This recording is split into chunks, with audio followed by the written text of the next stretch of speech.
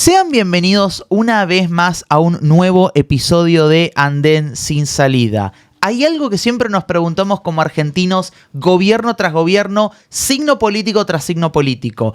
¿Por qué tenemos inflación? ¿Por qué no se va? ¿Cuál es la causa? ¿Cuál es su consecuencia en la sociedad?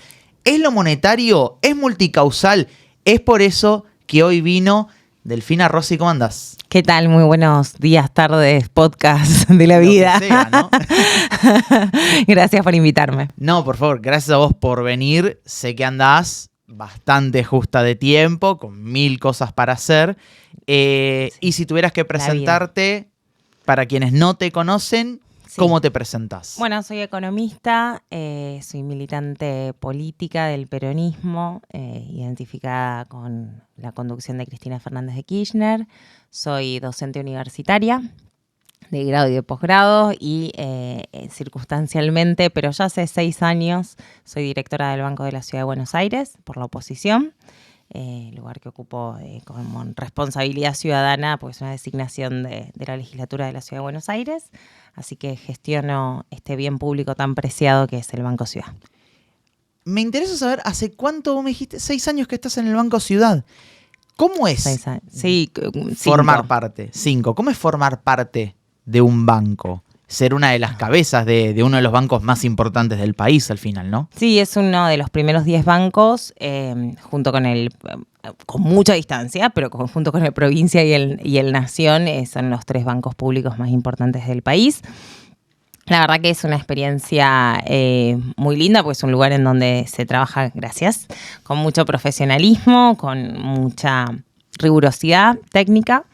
Y bueno, hay que tomar decisiones de protección de los depósitos de nuestros ahorristas y también de acompañamiento a inversiones estratégicas con una macroeconomía compleja, ¿no? En una Argentina donde los cambios de gobierno se sienten en la gestión cotidiana. No estamos en un país en donde, bueno, hay un cambio de signo político y uno sigue más o menos su plan de trabajo, ¿no? Claramente el último cambio de lo que fue la licuación de activos que hizo Javier Milei, la restricción monetaria que está planteando genera dificultades a la hora de, o desafíos a la hora de gestionar los bancos, ¿no? Bancos que han reducido casi a cero lo que llamamos la exposición a pases, a títulos del Banco Central, que ahora tienen exposición todo el sistema, ¿no? A los títulos del Tesoro, pero con muchísima menos liquidez con la que venía surfeando el sistema financiero en los últimos años, ¿no? Parame o frename en el momento en el que yo me equivoque, porque yo como politólogo no sé tanto de economía como una economista. Capaz que hay cuestiones básicas en donde yo puedo remar, ningún problema, pero hay otras partes en donde ahí ya flaqueo. De hecho, ya tiraste 2 o 3 términos que yo dije, acá ya me perdí. Perdón, no fue intencional. No pasa nada y me parece que está incluso hasta buenísimo para enriquecer el debate. Frename donde me equivoque, o capaz no me equivoco, pero necesitaría que profundices. Bien. Yo entiendo que la Argentina pasa de inflación a recesión porque pasamos de emitir a pedir deuda, a querer financiar absolutamente todo en base a 3 o 4 actores, y cuando esos 3 o 4 actores se caen, se va todo al tacho, y por especulación principalmente. ¿Estoy equivocado? ¿Sí o no? Es la famosa frase de ¿la inflación es un fenómeno monetario o es multicausal? Sí. Es importante, o como economistas lo que intentamos ver es la causalidad, ¿no? No solamente de qué pasa cuando se mueve una variable, qué pasa con la otra, sino qué es lo que causa un aumento inflacionario o no. Entonces, la inflación, en primer lugar, definámosla, es el aumento generalizado de precios de manera sostenida en el tiempo, ¿no? Esto quiere decir no que aumenta solo la nafta porque aumenta el precio internacional de la nafta, sino que te aumentan todos los precios todo el tiempo, ¿no? Nosotros teníamos en la Argentina, es una economía que sus dificultades hace que no sea novedoso la inflación. Estoy hablando de los 40, los 50, la primera vez que la Argentina accede al Fondo Monetario Internacional en la crisis del 58-59 y después accede a un préstamo ahí al Fondo Monetario Internacional. Ahora bien, luego tuvimos el Plan Primavera, el Plan Austral, los intentos de estabilización, la hiper de los 80 y finalmente la convertibilidad. ¿Sí? Digo, para ir rápidamente, sí. que es un proceso básicamente de estabilización económica, de estabilización de la infla de Alfonsín y la primera inflación, hiperinflación de Menem. Y salimos muy mal de esa convertibilidad con la crisis del 2001, muy mal en términos sociales, en términos de productividad, en términos de crecimiento económico. Es decir, frenaste la infla, pero con un costo muy elevado para la producción y el empleo. Tuvimos que reconstruir esa Argentina con todos esos costos y luego yendo rápido, ¿no? Porque no me da, se llevó una inflación interanual más o menos del 20-25% en los últimos gobiernos de Cristina Fernández de Kirchner, ¿correcto? Sí. Esa inflación, eso se llamaba un régimen de inflación moderada. Esa inflación Macri la duplica, ¿sí? Termina con 50 puntos en 2019. En el gobierno de Alberto Fernández se lleva un ritmo de 100 interanual. Milei la lleva a niveles catastróficos de 50% en un mes con la de mega devaluación de diciembre y ahora llevamos un 250. Estamos en un régimen de alta inflación. Si la inflación se estabiliza en un 4% mensual, sigue siendo un régimen elevado de inflación. No es una inflación baja. Claro, comparado al 2 que tenías antes en 2008-2009. Exacto, donde tenías infla, pero podías tener unas paritarias anuales con ajuste semestral y no era necesario tener paritarias todo el tiempo y sobre todo los trabajadores que no tienen paritarias podían ajustar su capacidad de compra distinto. Bueno, en todo ese relato breve, el proceso económico no es que siempre la inflación vino por el mismo lugar. El fenómeno es el mismo, es como la fiebre. No es que siempre tuviste... Claro, la causa no es únicamente dolor de la muelas. emisión. Vamos a decirlo exacto. Básicamente. A veces tuviste dolores de muela y te agarró fiebre porque tenías inflamada una muela. Hay veces que tenías, no sé, neumonía. Y hay veces que es distinto lo que estuvo pasando. Estamos de acuerdo que cuando tenés fiebre la pasás mal. Cuando tenés inflación la pasás mal. Y es distorsivo para la economía. Pero necesita cierta estabilidad. El objetivo es tu estabilidad, no la deflación. Digo, hablemos con Japón, tiene una economía con deflación y está como muy complicada. Bien, normalmente los periodos dañinos para la economía de inflación son los periodos que vienen asociados a una devaluación. Cuando el precio de los precios, que es el dólar, se vuelve más caro, entonces necesitas los precios en pesos aumentan también, ¿sí? Básicamente. Entonces, frente a una devaluación, tenés un mecanismo de transmisión de ese valor del dólar a tus precios, ¿sí?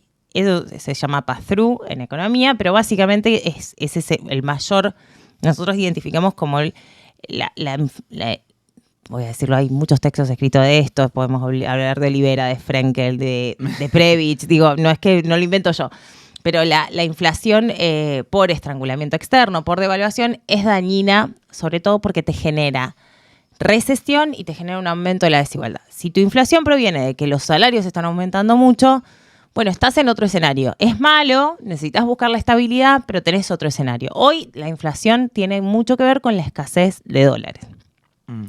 Obviamente, ¿qué es lo que pasó en el último tiempo? Bueno, vos tenías una economía sin endeudamiento externo, teníamos solamente los buitres en el 2015, Macri llega y desregula todos los controles cambiarios, fue la famosa fiesta que teníamos después los supermartes, ¿se acuerdan? Que Lilita Carrió dijo el dólar a 23 pesos está bien. Sí. ¿Se acuerdan eso? Sí. ¿Te acordaste? Sí.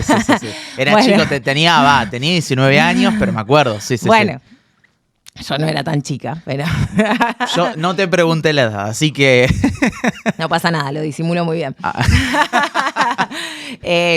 Teníamos los famosos supermartes, que ¿qué era lo que había sucedido? Con la apertura cambiaria de Mauricio Macri en el 16-17, entraron dólares del mundo, pero que vieron lo que llamábamos capitales golondrinas. Venían, buscaban rentabilidad y se iban.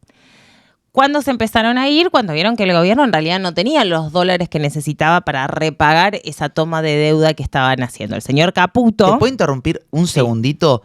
Entonces, Voy a llegar a la inflación. Dale, no, obvio, ningún problema. Pero quiero hacer un paréntesis, nota al pie, para saber si porque no sos la primera persona, o por lo menos quiero saber si tu respuesta va a ser la misma, no serías la primera persona, sí serías la primera economista mujer que me lo dice, porque me lo dijeron todos hombres, que cuando el 29 de diciembre de 2017 los prestamistas internacionales a Macri le dicen, no te prestamos más, ese fue como el punto final donde la inflación se empezó a disparar.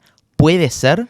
Sí, ese diciembre del 2017 se complementa con el anuncio de Mauricio Macri en mayo del 18, en donde hace una conferencia él solo diciendo, le acabo de llamar a Christine Lagarde, viene el FMI, ¿no? Bueno, y además que anuncia algo que ni siquiera estaba por escrito, que no había una solicitud, etcétera, que primero ingresa el préstamo stand-by por 36.000 millones, si no recuerdo mal, y luego se amplía a 54. Efectivamente, cuando a todo esto, el mundo tiene sus ciclos económicos. No es que siempre el mundo tiene disponible dólares para prestarte. Bueno, en realidad siempre depende del precio, ¿no? Digo, ¿cuánto estás dispuesto a pagar? Y entonces se había dado un proceso de flight to quality, que hay, sí, que es lo que un poquito para el que se entienda el mecanismo rápido. Si Estados Unidos aumenta la tasa de interés, los capitales van a Wall Street, porque a riesgo cero tenés que el Tesoro de Estados Unidos, que es el que emite los dólares, te va a pagar más. Entonces tengo menos disponibilidad para meterme en un activo riesgoso que es el bono del Estado argentino, que lo defoltea. ¿Se entiende? Sí. Digo, ese es el racional de qué pasa cuando aumenta la tasa de interés. Por eso es virtuoso para los mercados. Muchas veces lo que vemos que pasa, vieron que nos llaman y nos dicen, ¿qué pasó en la bolsa? Pero no necesariamente implica algo que dijo Caputo lo que pasó en la bolsa. Muchas veces es que la baja de la tasa de intereses de la FED te rebota en algo positivo para los bonos y los CDRs argentinos, porque la liquidez disponible del mundo está dispuesta a venir a riesgo para tener más rentabilidad porque le bajaron la rentabilidad sin riesgo en el mercado. Claro. Es una cuestión de costo de oportunidad, decimos los economistas, ¿entiendes? Sí.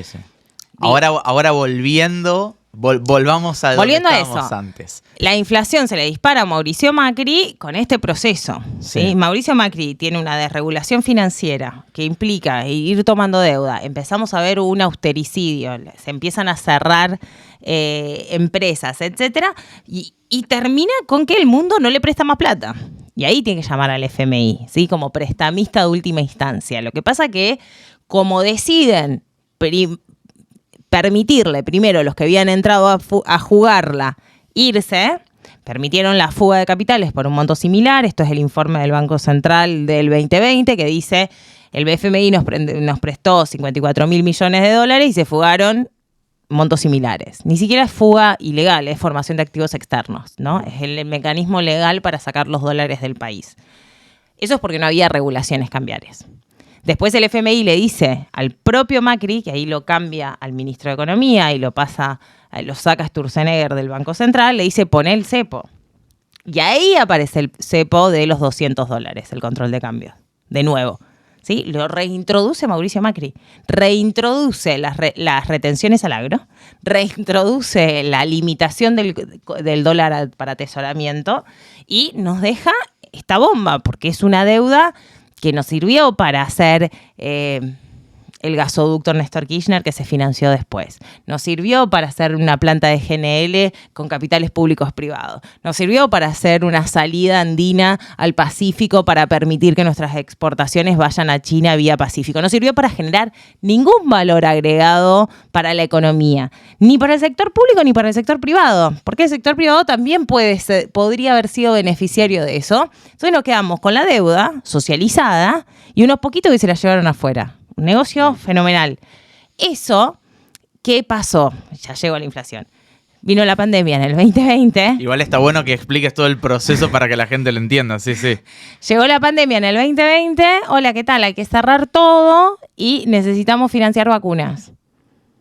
Y se emitió plata para financiar las vacunas. Alrededor de 7%. Esto, bueno, las entrevistas de varios economistas lo explican. 7 puntos del PBI se emitieron para el financiamiento de todo lo que tuvo que ver la pandemia. Vacunas, hospitales, el IFE, el repo. Le pagamos a las empresas privadas parte de su responsabilidad que era sostener a los trabajadores en medio de una pandemia. Fue el Estado argentino y se lo pagó.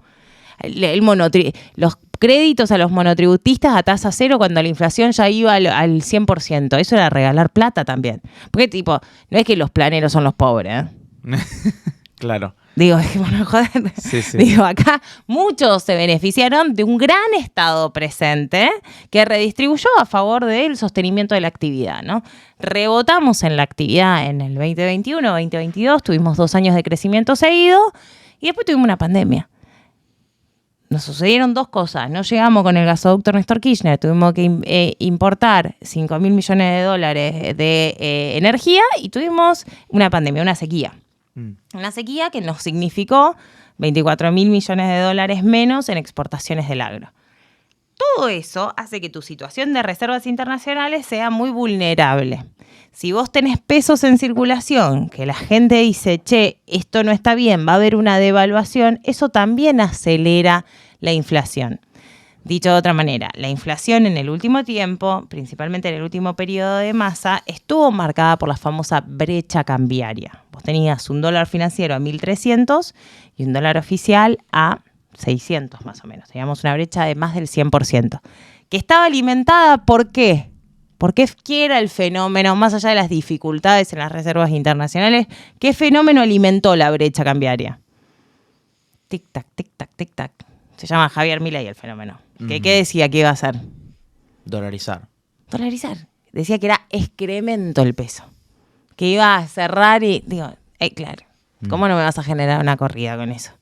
Tenemos un montón de dificultades extraordinarias y el emergente político que se plantaba en el proceso electoral sin responsabilidad alguna o planteándose como de un outsider total, después vemos que no es tan así y que sobre todo su equipo económico es el mismo equipo económico que el de Mauricio Macri, decía, no vale nada esto, ¿no? Marra diciendo compren latas de atún. Bueno, pero me lo pongo... La metáfora es hermosa igual, sí. Y en el mientras tanto, la gente. En el mientras tanto, jugar con decirle a la gente que iban a dolarizar y que su sueldo de 100.000 pesos iban a ser $100.000. Engañando con esta brutal estafa electoral, ¿no? Eso hace, obviamente, que la devaluación conlleve una inflación brutal, porque también había expectativas, todo un conflicto, ¿no? En definitiva, la inflación, que es un fenómeno del incremento generalizado de precios, tiene que ver en la Argentina con esto que decimos la economía bimonetaria, con el hecho de que tenemos mucha tensión entre las actividades dolarizadas, lo que sucede en pesos, la fuga de capitales, el endeudamiento externo, y eso te debilita la moneda. Si tu moneda cada vez vale menos, obvio, los precios en esa moneda van a ir subiendo, porque pierde valor también la moneda. No tiene todo que ver con el M2, el M3, que es la masa monetaria, sino que tiene que ver con expectativas, con estructura productiva, con exportaciones, con fenómenos más complejos, que sería importante que todos empecemos a tomar nota, porque lo que vamos a ver, que lo vimos ya en el gobierno de Mauricio Macri, es que ellos pueden decir que es un fenómeno monetario, pueden intentar secar la plaza, pueden intentar sacar pesos de circulación y dejarlos en el Banco Central, pero la inflación sigue estando y sin un acuerdo de precios y salarios con los actores correspondientes en la mesa, va a ser muy difícil que podamos salir de esta trampa. Quiero hacer un énfasis en algo que dijiste. Me hablaste de actividades dolarizadas. Sí. El argentino tiene una obsesión con el dólar que a veces me es difícil de entender. O sea, ¿sí? Lo digo como una persona de 26 años. Hay gente más grande que me dice, no, bueno, Gaby, pasa que vos tenés que entender que el peso argentino fluctuó mucho, que tuvimos no sé cuántas devaluaciones, cuántos cambios de moneda, inflación, todo. Y por eso optamos por una moneda más estable. Pero lo que yo siempre respondo es, Brasil, nuestro vecino, o sea, no es que queda en la otra punta del mundo, Brasil no es China. Brasil, si vos tenés que comprar un inmueble, es en reales. Tenés que alquilar, es en reales. Airbnb está en Brasil. Se alquila en dólares, no en reales. Todo eso en su moneda local. Vas a Chile, pasa lo mismo. Vas a... Sí, bueno, pero... Hasta ahí igual, sí, ya lo sé, se entiende. Pero el argentino no. O sea, el argentino se maneja en su día a día con dólares. Empezar la conversación esta diciendo... al argentino le gusta, o a los argentinos y argentinas nos gusta comer asado, no es que nos gusta tener dólares, digo. Hay una elección racional. Claro. En esto, digo, sí hay algo cultural, ok, lo tomo, pero básicamente hoy sigue siendo racional económicamente frente a un escenario de devaluación, atesorar dólares. Es racional. Digo, no hay un comportamiento errado. No es que los argentinos les gusta tener dólares y comer asado y hacen mal su elección económica. Está bien lo que están haciendo. Si vos tenés devaluaciones cada 2x3 y necesitas cuidar tu mango para poder comprarte una casa, y no es tu culpa que tengas que atesorar dólares, ¿entiendes? ¿No crees que Argentina capaz debería cambiar ese patrón y decir, bueno, pero empecemos? Yo sé que es a largo plazo, yo sé que estoy planificando demasiado más para allá y demás. Lo que quiero decir es la responsabilidad del cambio, de salir de esta economía bimonetaria donde tenés dolarizaciones de facto en grandes sectores, pasa por un cambio en el marco institucional y un cambio de política económica. No me parece que pasa por psicopatear a la gente por ir a la cueva o comprar dólar MEP o ahorrar en dólares. ¿Se entiende? Sí. Digo, la gente quiere comprar en dólares para estar un poquito mejor. Las grandes mayorías. Digo, que es de hecho lo que dice Milei de la famosa dolarización endógena. Dice, bueno, yo estoy bajo tanto los salarios, el ancla que usa para sostener el tipo de cambio es bajar efectivamente los salarios de la gente. Digo, ¿por qué mantiene el crawling peg al 2% en una depreciación mensual del 2%? Es porque está bajando los salarios de la gente. Hay un ajuste en términos reales, ¿sí? Le dice, bueno, yo te ajusto en términos reales, además te hace, yo lo estoy llamando la técnica del sanguchito, te bajo los salarios y te aumento los servicios básicos, cada vez tenés menos para comprar. La gente no valida más el precio de la leche a 1.400 pesos el litro. Y no, porque no está tomando más leche. Entonces, ¿es virtuoso para bajar los precios? A mí me parece que no. Me parece que es de una gran crueldad e ineptitud económica gobernar así, ¿no? Pero bueno, dicho eso, lo que dice es, como la gente no va a tener los pesos para ir a comprar el litro de leche a 1.400 pesos, 1.600, bueno, va a bajar el precio de la leche y además van a sacar los dólares de abajo del colchón y van a cambiarlos y entonces se va a dar una dolarización endógena. Endógena quiere decir adentro del sistema y que no vienen dólares frescos de afuera. Básicamente es que vos los dólares que tenías ahorrados, si tenías 3.000, que además lo estamos viendo en el blanqueo. Hay gente que va a blanquear $3.000. Digo, ¿para qué vas a blanquear $3.000? Digo, ¿qué vamos a hacer con esos $3.000? Por ahí eran $3.000 que un viejito le quería dar a la nieta en el cumple de 15 y lo blanquea para después cambiarlo por pesos para ir al supermercado, para ir a la farmacia a comprar medicamentos. Claro, no es que el blanqueo lo hace una mega empresa. Hay una parte que sí, por los volúmenes. Pero es muy chico, o sea, no lo veo.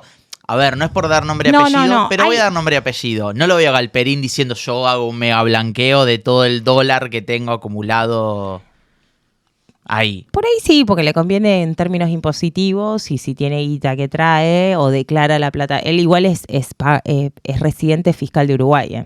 Eso, claro, por eso él decidió dejar Buenos Aires para pagar menos impuestos en Uruguay y se cuida la cantidad de días que está en la Argentina para no estar no ser sujeto de impuestos de la Argentina, ¿no?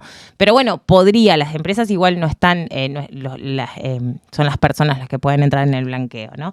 Pero en todo caso, la idea de dolarización endógena del presidente Milei es muy cruel, porque estás diciendo que vas a dejar tan sin pesos a la gente que estamos hablando de eso, de que la gente a veces va todos los meses a cambiar $100 para que le quede, para que la nieta tenga el vestido del cumple de 15, para el bautismo del nietito que van a hacer, para comprar su primera moto. De eso estamos hablando. La gente no es que guarda pilas de dólares, ¿se entiende lo que quiero decir? Entonces, esa es la dolarización endógena.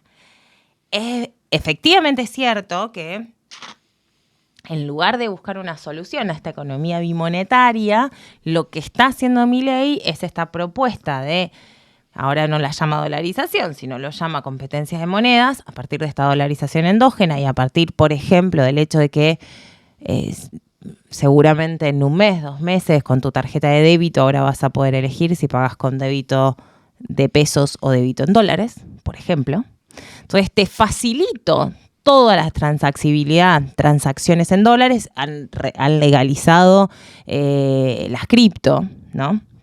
Entonces te puedes ir a especular a cripto, puedes comprar dólares con cripto y puedes volver a tu cuenta en dólares en Argentina y transaccionar. Todo eso debilita aún más el peso argentino. Eso está claro. Y con un mini asterisco que yo lo dejaría en asterisco enorme. Ahora tenemos que elegir entre comprar dólares y comprar un kilo de pan. Bueno, es que no podés, o sea, cuando tenés hambre, claro, sí, bueno, también te cae la demanda de dólares, obviamente, ¿sí? Pero digo, ¿cuál hubiese sido la respuesta virtuosa, que es un poco lo que planteó el peronismo o intentó plantear el peronismo, que de hecho lo acompañó el 47% de la población, es vayamos creciendo, que el crecimiento absorba la demanda de dinero, esta era la demanda excedente de pesos en la economía, tengamos un perfil exportador para conseguir dólares, que con eso se pueda repagar genuinamente la deuda y vayamos generando tasa de interés sostenida en el tiempo para que vos puedas ahorrar en pesos y que tenga sentido. De hecho, durante los 4 años del gobierno de Alberto Fernández, si hiciste un plazo fijo en UVA, ganaste plata. Más que yéndote al dólar. Entonces, el comportamiento racional va a pasar cuando suceda eso. ¿Cuándo vamos a ser Brasil y vamos a tener precios en pesos argentinos y no en dólares? Cuando ahorrar en pesos tenga sentido. Hoy ahorrar en pesos, lamentablemente, no siempre tiene sentido y además ahí está el antecedente del 2001 que atenta contra ese racional, que efectivamente es un tema de cambio cultural, pero en donde también hoy, donde las nuevas tecnologías han acercado tanto en los mercados de capitales a tu mano, digo, puedes comprar una ON, puedes comprar acciones, puedes comprar CDR, puedes comprar títulos del Estado, títulos de un gobierno provincial, de un gobierno municipal, etcétera, en un clic. Bueno, allí yo creo que hay un trabajo de educación financiera, pero también de disponibilizar activos financieros en pesos rentables que deberían ser atractivos para fortalecer la moneda nacional. Antes de meterme con la actualidad política del país, como si no estuviésemos hablando de eso, pero me quiero meter con un tema en particular que siempre le pregunto a todos, pero de alguien que está dentro de la oposición en un puesto muy importante, me interesa preguntárselo más. Pero antes de llegar a ese punto, quiero preguntarte algo que surgió en un pequeño grupo en base a lo que vos dijiste recién. Galperín tiene su base fiscal en Uruguay, no en Argentina. ¿Uruguay se convirtió en el Andorra argentino? Viste que está ese mito de España tiene su tasa impositiva y los que quieren evadir se van a Andorra. ¿Uruguay se convirtió en el Andorra argentino? Sí, pero no lo digo yo, ¿no? El GAFI claro. Y todos los organismos internacionales que hacen control de paraísos fiscales tienen una zona gris a Uruguay. De hecho, la Argentina estuvo a punto de entrar en esa zona gris justamente por el blanqueo, por el manejo de cripto, por las no regulaciones de la UIF, la Unidad de Información Financiera. Digo, tenemos también trabajo por delante, pero sí, yo creo que efectivamente Uruguay tiene un comportamiento de paraíso fiscal que también le dolariza sus propios activos, ¿no? O sea, con cualquier ciudadano de Montevideo tiene serios problemas para acceder a una casa con precios que están aún más dolarizados que los de acá y salarios más bajos, ¿no? Entonces, esto de la dificultad de las economías bimonetarias es algo que lo vemos en la mayoría de los países emergentes, ¿no? Es más, te diría, España e Italia y Portugal y Grecia sortearon el problema sumándose al euro, perdiendo soberanía monetaria, ¿sí? Pero entrando en un paquete que no solamente era la unión monetaria, sino un mercado común que se suponía que iba a traer beneficios. Entre otros, trajo el beneficio de la estabilidad, ¿no? Y ahora pasando al otro tema, ¿por qué crees que ganó Javier Milei? Porque yo, y creo que gran parte de la sociedad pensaba, o gana Massa O incluso antes de las PASO algunos pensaban, puede ganar Juntos por el Cambio. Yo creo que muy pocas personas que realmente pensaban cómo se veía venir las elecciones en Argentina o cómo se veían venir las elecciones en Argentina, estaba en su cabeza la posibilidad de que gane un outsider, un tipo que fue diputado 2 años habiendo ido con suerte 10 veces a la Cámara, que no puede explicar sus ingresos, Sí. que no puede explicar cómo financió su campaña y al mismo tiempo con pensamientos bastante polémicos. Más polémicos incluso que los de su hoy ministra de Seguridad en momentos en los que Bullrich estaba en el PRO. ¿Por qué Argentina pasa a ese extremo para vos? Primero, Argentina no es un oasis de la democracia institucional y partidos con alternancia y debate político, ¿no? Argentina es parte de una globalización occidental atravesada por las nuevas formas de comunicación, atravesada por las redes y atravesada también por un movimiento de ultraderecha o como quieran llamarlo en todo el mundo, ¿no? Ese comportamiento se aceleró, o la identificación de ese segmento, estoy hablando de varones jóvenes mayoritariamente, se aceleró en la pandemia, ¿no? Principalmente hay un segmento de votantes que es el core, ¿no? El corazón de los votantes de Javier Milei, que tienen que ver con jóvenes que quedaron muy aislados y que se socializaron con otros términos y que siguen determinados influencers, en donde el diálogo social y político está muy atravesado con metáforas sexuales, metáforas que a mí me parecen desagradables, pero que generó una identidad, ¿no? Y en donde el núcleo de la identidad era el rechazo al otro, el odio, el componente de odio, de mucha bronca, de canalizar esa bronca de yo soy el marginado de la sociedad, ¿no? Un poco como el votante de Donald Trump. Algo que yo creo que expresa muy bien la imagen, para ponerlo en imagen, de Sabac Montiel, ¿no? Quien finalmente es el que intenta materializar el asesinato de Cristina Fernández de Kirchner, pero donde hay un entretejido de dónde surgen esas ideas, quién lo financia, etcétera, que viene de antes, ¿no?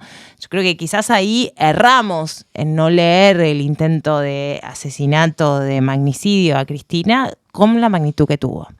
Creo que si hubiésemos leído ese 2 de septiembre la magnitud que implicaba, el odio social acumulado de un segmento, hubiésemos podido quizás entender mejor el acompañamiento que tuvo una figura tan odiante, que odia tanto como Javier Milei, ¿no?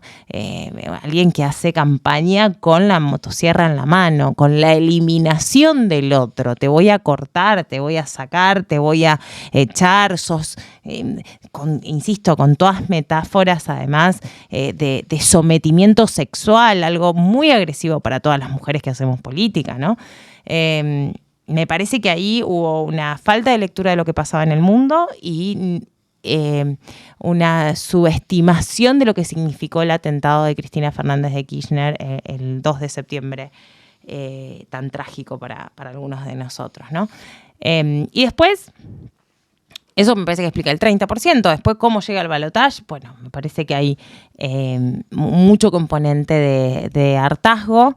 Hay un texto de García Linera, ¿no? Que explica lo central que es el precio del dinero, esto de la inflación para la vida en comunidad, ¿no? Cuando vos no sabes cuánto va a valer vos cobrás a principio de mes, o a veces cada 15 días, pero cuando cobrás a principio de mes querés más o menos planificar tus gastos, y si no sabes si tomándote una birra con tus amigos hoy, mañana no puedes comprarle un paquete de galletitas a tu hijo, bueno, eso te estructura todo, ¿no? Porque dejas de ir a socializar, te aislás, empezás a consumir mucho menos. El consumo es parte de pertenecer a una sociedad, cada vez más aislado, cada vez más preso de esa bronca, y bueno, y eso rompe todo un tejido de comunidad que es muy difícil después de reconstruir. Creo que hay un porcentaje de votos, insisto, que votó con bronca y engañada por esta supuesta dolarización y mejora de sus condiciones de vida. Y creo que esa es la gente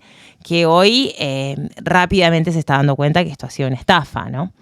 Que ellos votaron porque les mejore sus condiciones de vida y que lo que está haciendo Javier Milei es ponerlos cada vez en un apriete cada vez mayor. Antes tenían un salario y quizás no llegaban a fin de mes, muchos de ellos. Ya teníamos estos trabajadores pobres que la propia Cristina Fernández de Kirchner los reconoce en su carta más reciente, pero había trabajo. Ahora tenés una situación de que no llegás y ni siquiera te encontrás una changa. Entonces, y además te aumentan la luz y el gas, además no tenés dónde alquilar, además te dicen ahora puedo vender mi casa en dólares o la puedo alquilar en dólares, entonces andate. Entonces tenemos una ciudad de Buenos Aires donde en cada cuadra duerme una persona. Y mientras tanto, los líderes, digamos los gobernantes del país, en vez de resolver el problema de que en cada cuadra de la ciudad de Buenos Aires duerme una persona o una familia, se encargan de responderle al Papa Francisco, que solamente muestra su preocupación sobre el tema. Vos sos, te pregunto de desconocimiento total, ¿sos porteña de nacimiento o no? ¿Dónde naciste? Soy rosarina. Rosarina, ok. ¿Hace cuánto que vivís en Capital? Yo desde el 2015 que vivo en Capital. 2015, perfecto. Me sirve para la comparación que voy a hacer. Duerme una persona por cuadra en la calle en Capital Federal. ¿Sentís que dentro del PRO hubo un cambio muy fuerte entre Larreta y Jorge Macri? Yo te tengo que hacer esta pregunta por una cuestión de... No, bueno, a ver, te hago esta pregunta. Preguntale a Larreta que se fue del PRO, ¿qué quiere que te diga? Bueno, no, pero ¿sabes No por sé. qué? No, pero es que ¿sabes por qué te pregunto? Porque hay gente dentro del peronismo que me han dicho, a pesar de mis diferencias con Larreta, muchas diferencias, nunca he visto este nivel de violencia o no se veía ese nivel de violencia por parte de él de, por ejemplo, mirá cómo te limpio a la persona que vive en la calle. Te la limpio como si fuera un objeto. ¿No sentís eso vos, por ejemplo? Sí, yo creo que Jorge Macri está subido al relato dialéctico de Milei. Es como Milei ha corrido todo nuestro centro, la derecha la ha corrido toda la ultraderecha, ¿no? La alianza que tiene con el PRO en diputados principalmente muestra eso, ¿no? Hay un corrimiento de todo ese eje. Yo creo que lo que hay que intentar inteligentemente allí es, obviamente, denunciar las necesidades de la gente en primer lugar, buscar responsables y buscar respuestas adecuadas, pero también creo que generacionalmente tenemos que separar la paja del trigo y tenemos que intentar con alguna parte de la derecha hacer los acuerdos democráticos que requiere el país. Si los ponemos a todos juntos y decimos todos son Milei, nos va a costar mucho más eso. Entonces creo que ahí hay un trabajo mucho más meticuloso, digo, que lo conseguimos cuando conseguimos los votos a favor de los diputados, más allá del veto, que lo conseguimos cuando votamos el tema del presupuesto universitario. Hoy se está dando un debate sobre aerolíneas argentinas, donde hay sectores que no dicen privatización 100%, dicen participación privada en la empresa, pero control del Estado. Entonces me parece que es indispensable que tengamos una mirada más profunda, porque si los ponemos, decimos que todo es Javier Milei, me parece que nos va a ser difícil armar la hegemonía contra Milei que necesitamos. ¿Y quién tiene que liderar esa hegemonía? ¿La tiene que liderar Cristina o decís llegó el momento de pero también hay que no hay que confundirse de los roles. Digo, nosotros somos una cosa es la alianza que genera Cristina y otra cosa es mi rol, por ejemplo, como militante kirchnerista. Digo, para mí mi rol como militante kirchnerista es la de profundizar nuestras banderas. Porque si yo tengo un arco político que se mueve cada vez más a la derecha y yo cedo, ¿sí? Nadie ocupa el otro lugar. Entonces yo creo que nosotros tenemos que profundizar nuestro pensamiento crítico y nuestras ideas, pero al mismo tiempo tenemos que entender que la conducción haga gestos hacia diferentes sectores, digo.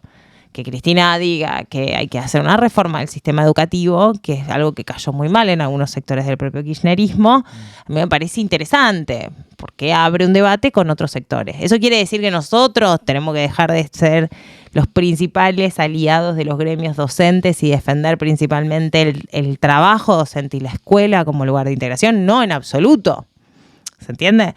Pero sí, cuando miramos hacia las alianzas de Milei, creo que tenemos que también identificar sus debilidades para poder ser estratégicos en ellos a favor del pueblo argentino, ¿no? Si nos quedamos en obtusos y de no hablar absolutamente con ninguno, me parece que le hacemos más fácil el trabajo a esta alianza del PRO y de la Libertad Avanza, que atenta contra los derechos de las mayorías. Me dijiste que sos profesora universitaria. ¿Cómo te tomaste la primera marcha, la segunda marcha que se viene ahora y el enorme ajuste que han hecho en el presupuesto universitario? Porque se ha hecho un ajuste a nivel estratosférico. Sí. O sea, ni en 2018 se había hecho. Yo tengo el recuerdo en UBA Sociales, en 2018 tuvimos un cuatrimestre entero casi que estuvo tomado. Uh-huh. Casi que no tuve clases en el aula en ese cuatrimestre y mis clases fueron 100% públicas. En la calle se tomaba Santiago del Estero, se cortaba Santiago del Estero y se dividía por comisiones. A trabajo social le tocaba esto, a ciencia política esto, a comunicación, a relaciones de trabajo. Nunca vi este nivel de ajuste. Jamás. Ni siquiera en ese cuatrimestre. ¿Crees que la reacción de la comunidad universitaria es proporcional? Yo creo que se ha movilizado muy bien. Mejor que en 2018. Sí. ¿Vos cómo ves eso? Creo que la primera marcha federal universitaria fue muy exitosa. Creo que el laburo que se hace tanto desde los gremios como desde docentes, no docentes, desde el CIN, el claustro de los claustros, digamos, universitarios, creo que ha sido muy exitosa. Pero también siento cierto cansancio y apatía y desgaste, ¿no? Es la primera vez que frente a un gobierno neoliberal donde caen los trabajos para los y las jóvenes, también cae la matrícula universitaria. Este semestre, la verdad, tuvimos muchos menos inscriptos y eso es porque el nivel de cansancio, de hartazgo, de shock en el que viven nuestros jóvenes, nuestra población, el aumento en el precio del transporte, el hecho de que yo reparto una fotocopia y los pibes me dicen, profe, ¿me puedo quedar la fotocopia? Sí, nadie ni se imagina que un profesor le dé una fotocopia gratis. Te la quieren devolver porque el nivel de precariedad sobre la cual enseñamos es total, ¿no? Entonces yo creo que ese cansancio es virtuoso para el gobierno a la hora de ajustar y hace que también las medidas de lucha, las medidas de concientización, etcétera, tengan que ser muy bien tomadas, creo que lo son, pero sí hay tensiones, ¿no? Entre un alumno que está cansado, que trabaja 12 horas al día, que llega a la universidad y quiere que la universidad funcione y quiere poder sacarse su título universitario y al mismo tiempo abandona porque lo despidieron del trabajo, porque son turnos rotativos, porque pasan 1.000.000 de cosas. Es complejo. Y hay heterogeneidad también hacia el interior de la comunidad y yo creo que a veces, además, hay cierto elitismo, ¿no? Digo, la idea de defendamos la UBA porque la UBA funciona, lo que funciona. Pareciera que las universidades del conurbano no funcionan, ¿no? Digo, como alumno de una universidad, o sea, no de grado, pero sí de posgrado de una universidad del conurbano, sé que funcionan. Bueno, además, sí, hay algo ahí que me parece que no suma decir que hay algunas universidades que funcionan y que las últimas que armó el kirchnerismo no funcionan. ¿Se entiende? Sí. Digo, hay ciertas dificultades en esa conversación. Yo igual, obviamente adherimos a todas las movilizaciones y el 2 estaremos en la marcha. No sé cuál es la capacidad de movilización federal, también cada vez es más costoso. Digo, poner un micro para traer gente de Jujuy, Digo, en el 2018 teníamos más resto de organización social y política. Hoy este nivel de ajuste, de persecución contra los trabajadores, contra los movimientos sociales, contra los gobiernos provinciales, contra las universidades, es de tal magnitud y todo el tiempo que hace que es normal que las respuestas parezcan espasmódicas y que en realidad no se vea todo el caldo de cultivo y malestar que está generando el gobierno por detrás. ¿Y pero no sentís que igualmente se genera se cocina atrás un enojo muy fuerte? Sí. Por ejemplo. Pero yo lo que te quiero decir es que la gente está muy enojada con el ajuste a los jubilados. Sí. Y en la plaza ahora estábamos algunos. ¿Se entiende? Y es normal, porque el nivel, porque además para un jubilado que está re enojado con Milei, que vive en Avellaneda, venirse acá, y son 3.000 pesos ida y de vuelta. Está bien, pero Entonces, bancando justamente esa idea, yo nunca me hubiese imaginado en otro gobierno pasando la primera movilización que se tuvo. Más allá de la gente que se vino del interior. En el mismo interior se marchó. Sí, en Córdoba Capital, en obvio. Rosario, en Jujuy, en Salta, en un montón de otros lugares. Lo que yo te quiero decir es, vamos a tener una gran marcha universitaria y esperemos que sea así y esperemos que no hayan los traidores que levanten la mano en contra de los universitarios. Pero si bien... No hace falta que des nombres, me digo una idea de quién. No, pero te quiero decir, obvio, si bien los jubilados y jubiladas no consiguieron movilizar una movilización similar, el malestar que generó Milei con esto es total. ¿Se entiende lo que quiero decir? Sí. Digo, nosotros eso también es algo que hay nuevas formas en las que se expresa la sociedad y la política, que me parece que es interesante que la empecé. Así como te dije, no vimos lo que se estuvo cultivando, que después le dio el apoyo a Milei. Ojo, porque acá Milei por ahí no está viendo lo que le va a negar el apoyo también. ¿Podríamos decir que Milei no la ve? Sí, para mí no la ve muchas cosas. Claro, no, para mí muchas cosas. Pero digo, yo tengo muchas expectativas en la marcha del 2, independientemente de que parezca grande o no, que la minimicen o que algunos digan no fue tal, o que digan etcétera. O sea, escúchame, Delphi. Yo no se podía caminar, obvio. No se podía caminar y llenaste las 2 diagonales más la del medio. Es un montón. O sea, ¿hace cuánto que no pasaba eso? Y así todo, hace un año que estamos con un ajuste en los salarios universitarios. Y destrabamos simplemente los fondos para pagar la luz. Y este es un aumento salarial, el que estamos discutiendo. Entonces, hicimos una gran marcha universitaria, hicimos 2 paros generales. Y sin embargo, tenemos una pérdida de empleo y estamos con paritarias por debajo y no hay consejo del salario mínimo y pasan un montón de cosas. Entonces, lo que quiero decir es, tenemos que movilizar y tenemos que reconquistar las calles porque las calles son nuestras, sí, pero también tenemos que saber políticamente ir representando a aquellos que se van desilusionando con este gobierno. Tenemos que hacer el doble trabajo. No alcanza con que hagas una linda movida y una linda columna los días que se movilizan, sino buscar la representación y la representatividad del tipo que se quedó en la casa pero está enojado con Javier Milei, de la madre, ¿entendés? De la madre de familia, ama de casa que está buscando a los pibes, que está recaliente porque no puede pagar nada, porque dejó de ir al club de barrio, o no va a visitar a su tía con los pibitos porque no le alcanza para el colectivo, a esa mina que no te va a ir a movilizar, nosotros también la tenemos que representar. Eso es lo que te estoy diciendo. Porque si no, no vemos el caldo de cultivo que se va generando en los sectores más vulnerables de nuestra población y creemos que solamente somos los que estamos en la plaza.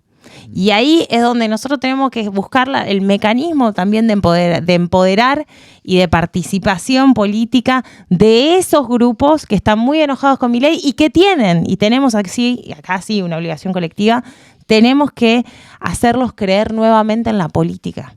Por más que vos solamente te dé la vida para ir a buscar a tus pibes a la escuela, llevarlos, traerlos y todo, que es un montón y es un laburazo, te tenés que sentir empoderada y tenés que hacer lo que decía Evita, convertir tu casa y tu círculo más cercano en una básica. Y para eso nosotros tenemos que construir línea, nosotros tenemos que construir alternativa, nosotros tenemos que construir representación, nosotros tenemos que hablar y hablar y hablar y hablar. No alcanza con la marcha si no representamos también todos esos sectores enojados.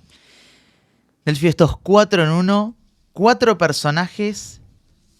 Puse 4, ¿no? Porque ya 3 veo. Che, me está faltando un cuarto. Me está jodiendo. ¿Se cayó alguno? Yo no veo nada. ¿No? ¿Qué haces? ¿En serio? Lo mirás y A ver, pará. Pasame todos, hagamos así. Que no sepas. No, obvio. Bueno. Pasame todos y yo te digo... Debe ser uno de los últimos, seguramente. ¿Estás seguro? Sí. Encima, bueno, mira, podemos arrancar con este. Ahí Si te parece. dámelo, Ahí está. ¿sirve? Dale. Todo esto que no sirve, lo dejamos acá. Mira, esto te cuento. Estos son 4 personajes. Bien. Lamento decirte 4 hombres. O sea, me hubiera encantado poner una mujer acá, pero quería poner 4 economistas. Que eso es algo que también me interesa charlar, capaz de tiempo nos vamos a exceder, pero ¿por qué no hay ministras de economía? O sea, salvo Batakis, nunca había una Sí. primera ministra de economía mujer. Felisa Micheli fue ministra con Néstor, ¿no? ¿Con Néstor o con...? Sí, con Néstor. ¿Fue con Néstor? Kirchner. Ujú. Ah, mira. Fue la primera ministra mujer y después tuviste a Mercedes Marco del Pon como presidenta Mercedes, es del Banco verdad. Central. Sí. Y después tenés economistas, tenés Paula Español, que acompañó la gestión, bueno, Mercedes Alessandro acompañó la gestión de Guzmán, Cecilia Todesca Bocco fue estuvo en la jefatura de gabinete con Cafiero y después fue en Cancillería la representante de todas las relaciones económicas y comerciales. Sí, somos un montón. Quizás Capaz somos no se menos le da- estridentes, quizás. Eso, a eso. Lo que pasa voy. es que ahora agarro para putear, qué sé yo. Está difícil. Bueno, mira, te cuento. Acá. ¿Qué querés que te diga? No, está perfecto. 4 personajes. Esto es, me señalás a uno. Hay que hablar de los 4. Pero Ok. me señalás a uno, Bueno, vamos a empezar por muestro esta cámara y a desarrollar. Empezamos por este. A ver. Mostralo, dale. ¿Le tirarás flores o le tirarás petardos? Porque hay un sector de del kirchnerismo que le ha tirado petardos últimamente. Y me encantaría saber por qué. Ay, Dios. Feliz Axel. cumple, Axel. Feliz cumple. O sea, te vas a enterar un lunes de hace una semana. Pero Axel Kicillof, ¿estás peleada con él o no, no? voy a estar peleada con Axel Kicillof. Bueno, a ver, me remonto a los hechos. Y en los hechos es que la Cámpora le dedicó una canción. Sí. ¿Qué te parece eso? Bueno, el que quiso una nueva canción y le dedicaron una canción. César decía, no, Está bien. hay que hacer una nueva canción, hicieron, qué sé Claro, yo, sí, muchacho, sí. no sé. No, me parece que Axel Kicillof ha garantizado que la provincia de Buenos Aires sea el refugio no solamente en términos simbólicos, sino también de gestión y de modelo de país en la provincia de Buenos Aires. Realmente garantiza hoy en su gestión diaria la capacidad del kirchnerismo de seguir gobernando y dándole respuestas a la gente. Así que ese es nuestro gobernador. ¿Y de Máximo qué pensás? Máximo es un referente político que me parece que también ha aportado mucho y aporta mucho en la construcción. Particularmente yo quiero personalmente a muchos compañeros de la Cámpora. Creo que es una organización muy importante que articula y que da debates políticos constantes.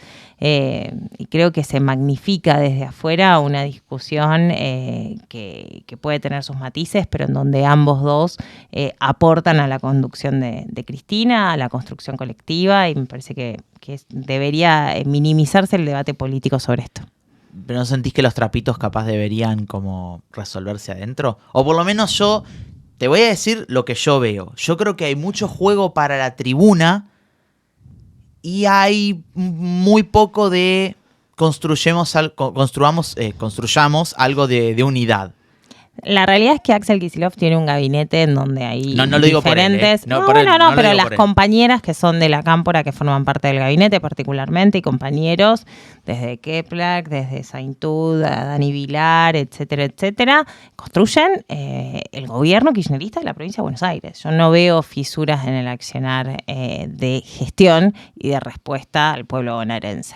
O sea, me parece que la respuesta más allá de los titulares la tenemos que buscar en la gestión y no veo allí la desunión que muchos intentan hablar, y particularmente yo estuve en el acto de Cristina de Merlo y estaba Kicillof, estaban los intendentes, estaba un arco político más grande, así que me parece que siempre hubo diferencias, siempre hay matices, siempre hay formas distintas que son válidas, por eso somos un movimiento, pero me parece que la construcción en contra del gobierno de Milei y la referencia a lo que fueron los años kirchneristas, me parece que se construye desde ambos lugares.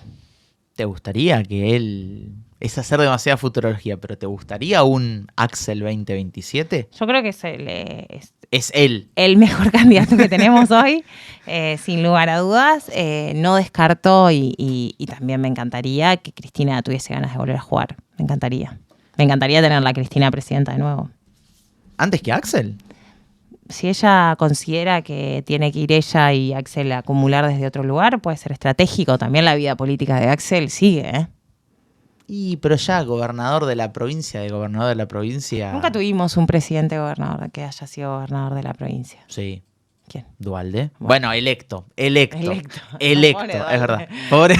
Además, pobre Kicillof que lo comparaste con Dualde. Bueno. Igual es verdad, también Axel tiene la vara muy baja en la provincia. Bueno, es lo que yo siempre digo.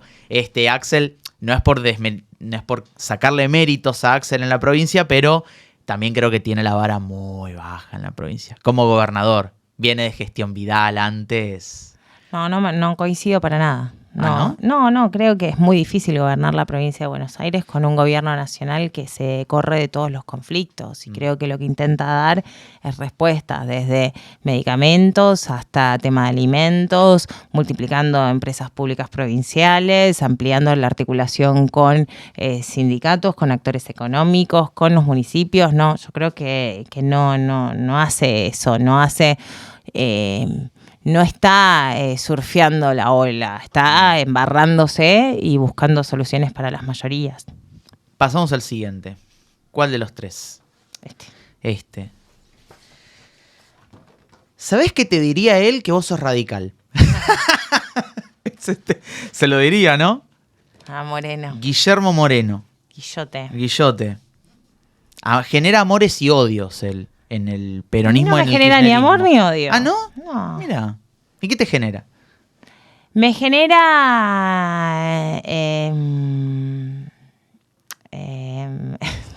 ¿Cómo decirlo? ¿Cómo decirlo?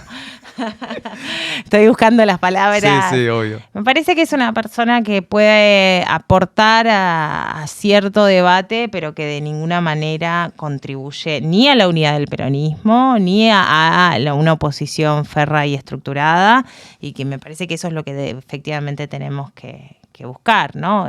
Actores que contribuyan a esa unidad, ¿no? Alguien que sale a decir que Cristina no entiende nada de economía, me parece que lo que hace es justamente alejarse frente a una persona que, insisto, para mí es la que conduce la mayor parte de nuestro movimiento, que dice, bueno, tenemos que discutir esto, lo otro, etcétera, y él misógenamente invalida la opinión de quien ha sido 2 veces presidenta del país.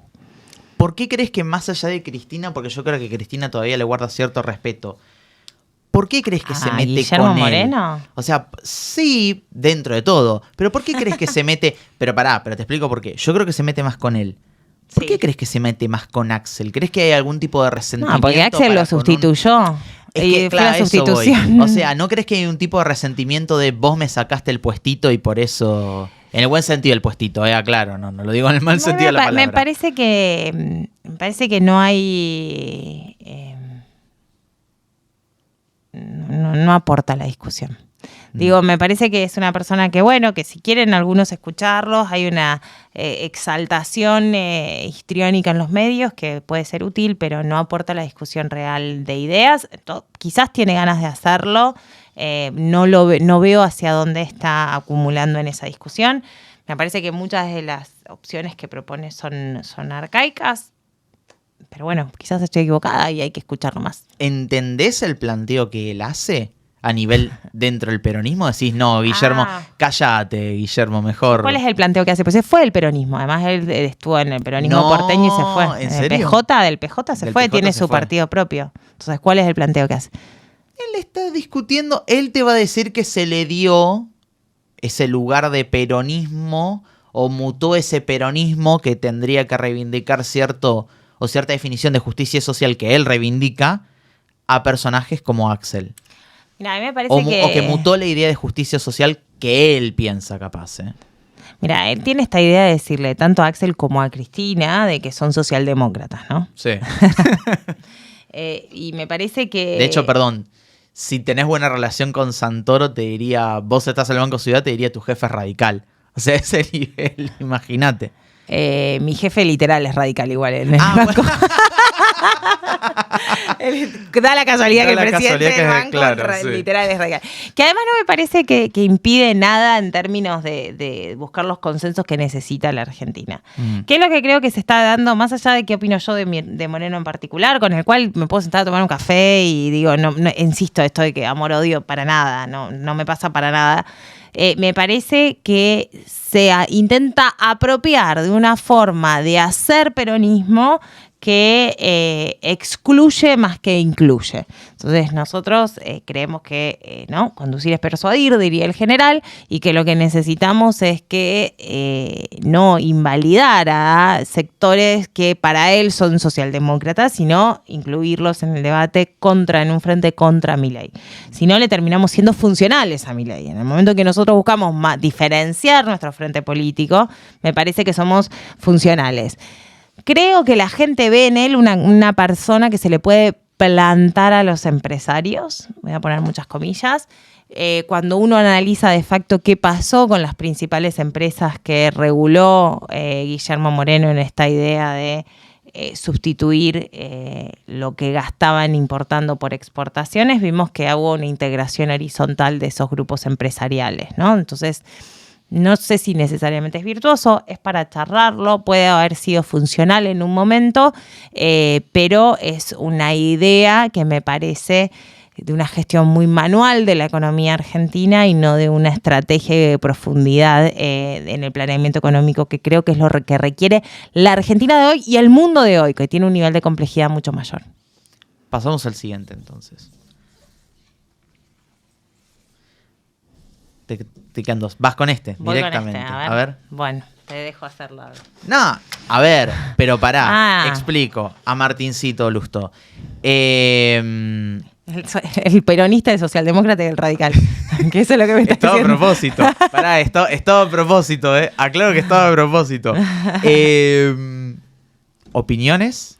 No lo conozco mucho en términos personales a Martín. Creo que tiene la responsabilidad de intentar aunar el partido de la UCR en este momento, se supone.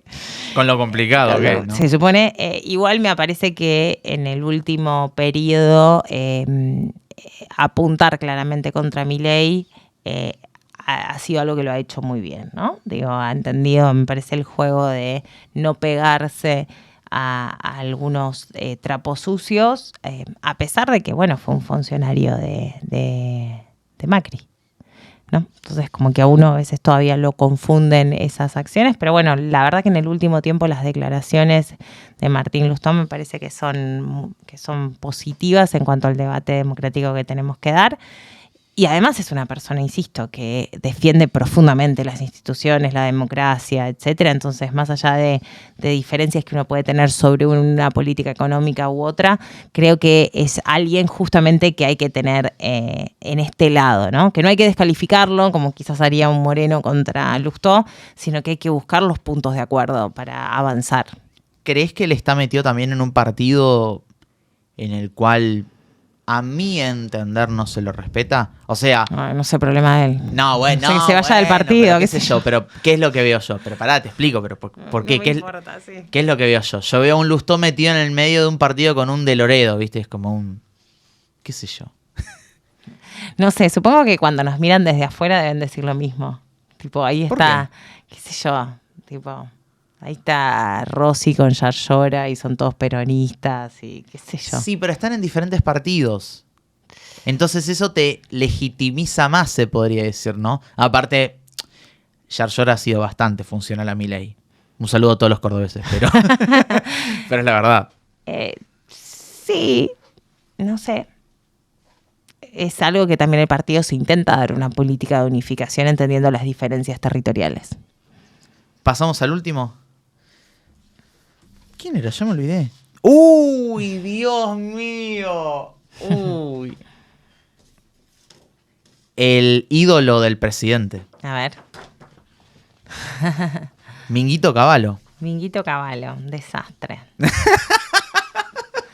este señor sí que no lo voy a extrañar. Ahí sí que te inclinas por el radical, ¿no? Antes que con este, seguro.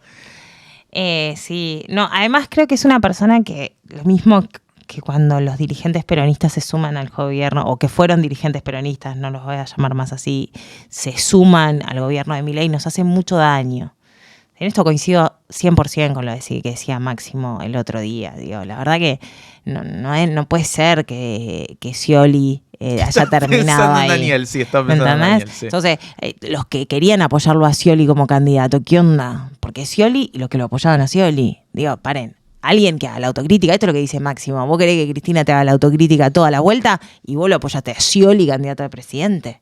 Digo, entonces, este señor y los Menem, que me digan que eran peronistas, la verdad que cuando ves los niveles de pobreza, de desempleo, de desindustrialización, lo que le generó en términos financieros del país, las privatizaciones de las empresas públicas, el nivel, digamos, de desidia en la gestión de lo público, la pizza con champán, la verdad no los quiero ver más adentro del partido. Digo, Moreno nos podría ayudar a eso. Digo, a sacar a los que hacen negocio de adentro, digo, negocios para ellos y para los suyos y no amplían el bienestar de las mayorías, porque eso es ser peronista, es justicia social, es tener principios, es tener ética, es la coherencia. Entonces, la verdad que personajes como Cavallo, que usufructuaron también la base electoral con Menem del peronismo, me generan odio en ese sentido. No, en el sentido de que han engañado al pueblo. Menem engañó al pueblo. Entonces Milei hace un poco ese juego y me parece que es súper desleal. Digo, ¿qué es lo que están haciendo? ¿No? Entonces ahora, bueno, igual le pega sus palitos también a Milei. ¿Le pega sus palitos a Milei? Y porque le dice, bueno, no estás pudiendo dolarizar, no pudiste salir del cepo. Me parece más una chicana que otra cosa, capaz. Y bueno, pero le marca la cancha desde el marco de los...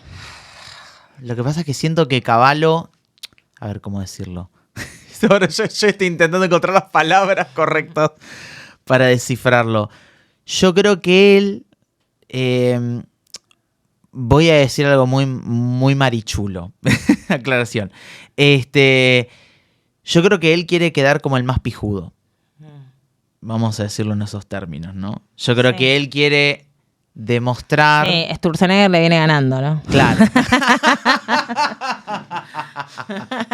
Con el Ministerio de Destrucción del Estado le viene ganando. Por eso. No sé, no comparto absolutamente nada en términos de teoría económica, ¿no? Me parece como... Y insisto, creo que le ha hecho mucho daño al país. Cuando él y Menem se hacían llamar peronistas, sí. ¿Crees que si el general se levantaba de la tumba decía, deja que me vuelva a dormir? O... Totalmente. No, hay algo que en eso Moreno, viste, tipo coincido con que el problema, él habla de la pobreza, de los trabajadores, de la gente, de la necesidad de volver a cantar la marcha, de la identidad peronista. Eso está bien, es necesario.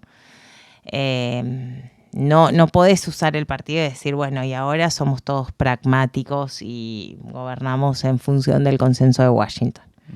¿No? Y ahora Elon Musk quiere ponerse a minar cripto en la Patagonia y bueno, vamos a minar cripto y no importa los riesgos y nos sumamos a la OTAN y bueno, y hay guerras en el mundo y no pasa nada. No, bueno, me parece un montón, ¿no? Entonces, ya tuvimos la AMIA, de hecho.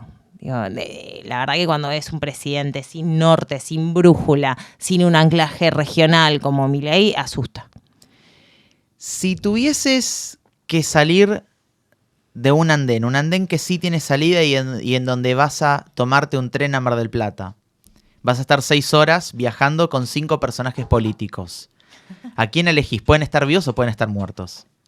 ¿Qué tengo que hacer en esas 6 horas en el tren?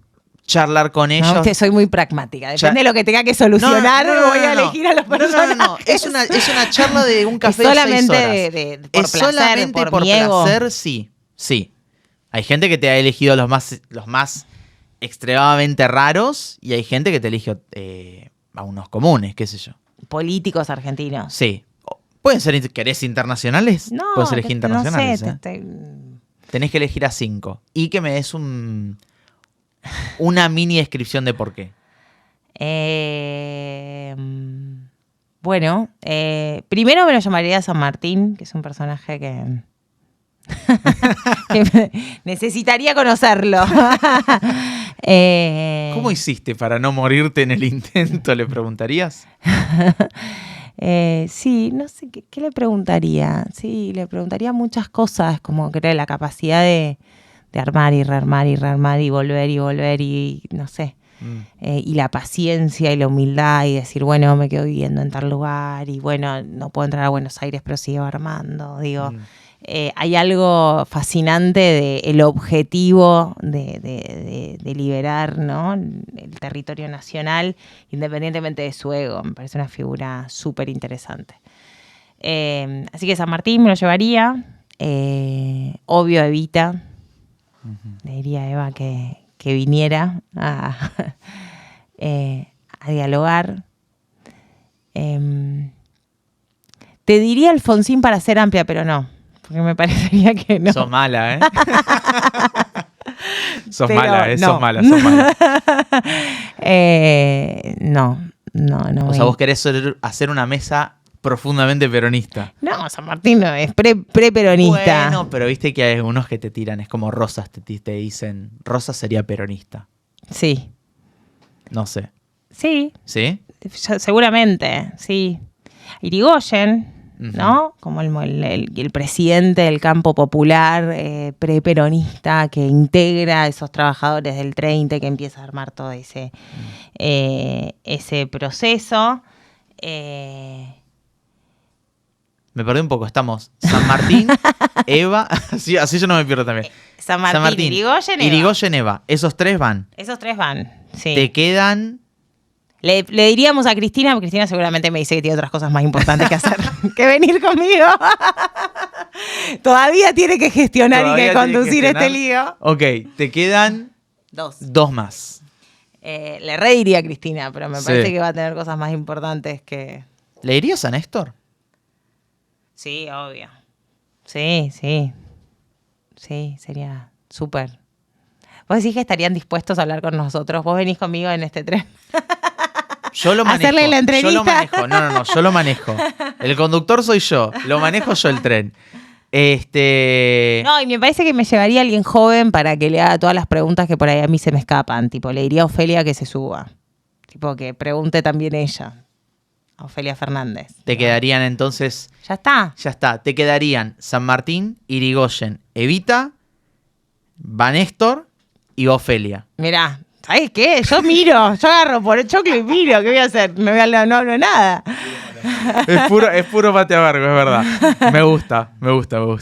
Y hasta acá entonces este episodio de Andén sin salida. Muchísimas gracias a ustedes por haber visto este nuevo episodio.